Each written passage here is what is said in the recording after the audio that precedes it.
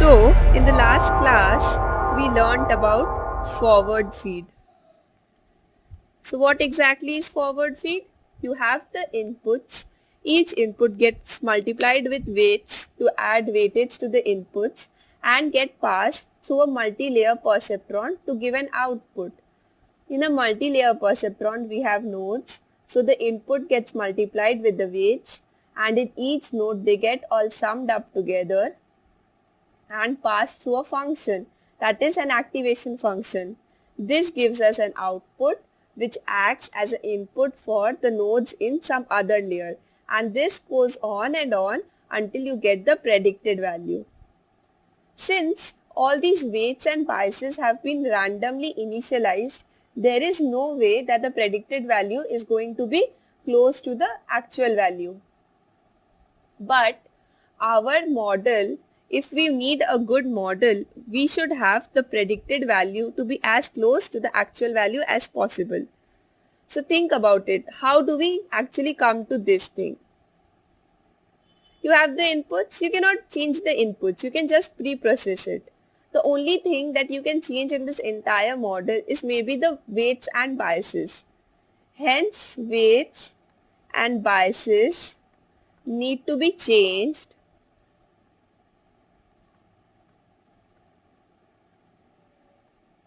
so that y hat is very close to the actual value, right? Hence, weights and biases are known as trainable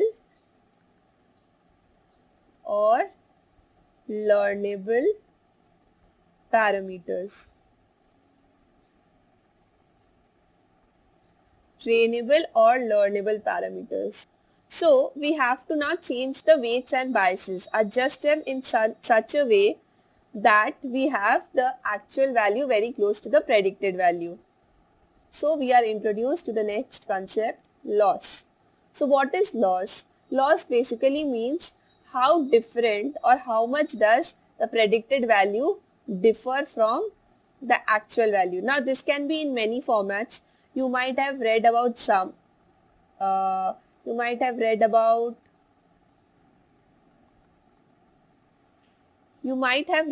some like L1 loss, L2 loss. There are many more losses. We will come across this later on. But yes, so we have this loss. For a good model, we need to have the predicted value close to the actual value. That means we have to have very low loss. So let us look into our problem statement now. What is our problem statement? We need to change weights and biases so that we have very low loss. This is our problem. This is our statement. We have to solve this. So how do we actually change the weights and biases to get a very low loss? For that, we use optimization technique. So what this means is we have to optimize the weights and biases so that we have a very low loss or minimal loss. So there are a lot of optimizers, but today we will just talk about the most basic optimizer, the gradient descent. So what exactly is a gradient descent?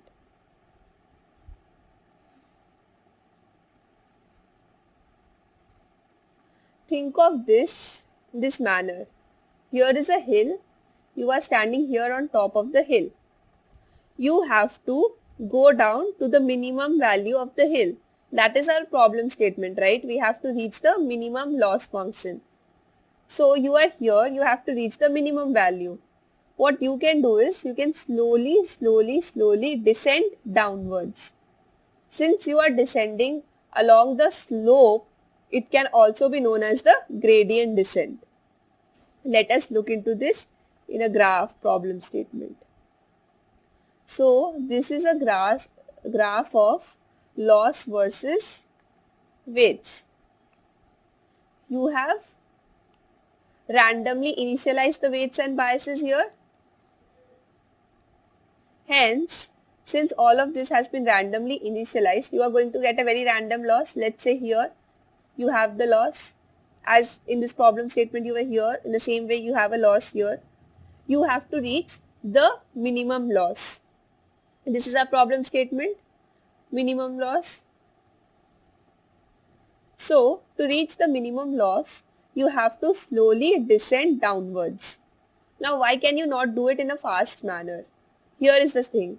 Suppose you have, it takes 5 steps to go down. Suppose instead of 1 step at a time, you are taking 2 steps. So, you are here, you take 2 steps, you take other 2 steps, and if you take another 2 steps, you will reach here. You have realized, okay, you have not reached the minimum value. So, you take 2 steps backwards, but again you reach here. You will never be able to reach the minimum value. So, you need to take the steps very carefully. Hence, 1 step at a time. 1 step, here, here, and now you have reached the minimum value. So, here also, since you cannot take a lot of steps and suddenly reach here, you have to slowly descend downwards. How will you do that? Like I said, this is known as the gradient descent. So that means you have to measure the gradient at every point and then reduce it from the weights. So that means suppose you have weights, new weights will be equal to old weights minus this gradient. So gradient means the slope, and you can calculate the slope by differentiation. So you come across this equation. That means the new weights is equal to the old weights minus differentiation of y with respect to x. It always happens like this. So we have y loss here and x as weights. So differentiation of loss with respect to old weights. So that is how you are updating the new weights. Now here you have a chance of going 1 step at a time. You have a chance of going 0.5 steps at a time. You have a chance of going 2 steps at a time. So this magnitude is known as the learning rate. This is denoted by eta. So this magnitude also we need to signify, like how much is the magnitude while going downwards, the descent. So you have this eta function here. So the new formula comes up to, the new weights will be equal to old weights minus eta times of differentiation of loss with respect to old weights. Simple. Okay, now let us look into our problem statement. See, you have the loss here, you have the inputs here, you have the weights all over here across this. So you can differentiate this loss with respect to this weight.